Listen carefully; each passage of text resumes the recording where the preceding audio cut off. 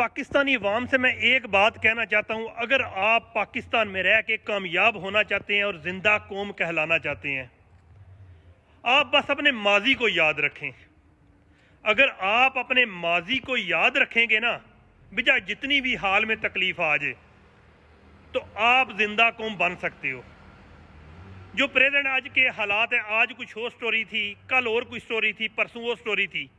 ہماری کمزوری یہ ہے کہ جو بھی ہے اس وقت ادارے جس ملک ہمارے ملک کو چلا رہے ہیں نا، ان کو سمجھ آ گئی ہے کہ یہ لوگ حال کو بس پریورٹی دیتے ہیں اور ماضی کو بھول جاتے ہیں۔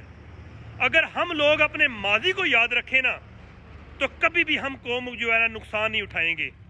صرف یہ ہے کہ جس طرح کل الیکشن کا ڈے تھا، آج قاضی فائز عیسیٰ نے جو قادیانیوں کے حق میں کوئی جو بیان دیا ہے، اس حساب سے ہم کل الیکشن کو بھول گئے ہیں، قاضی فائز عیسیٰ کے پیچھے پڑ گئے ہیں۔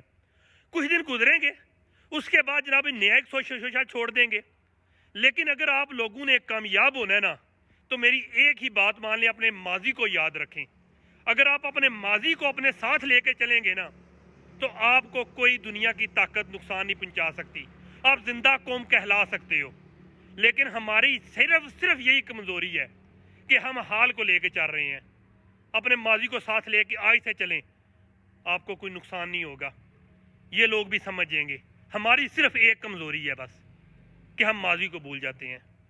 اس پہ نظر دوڑائیں، غور کریں۔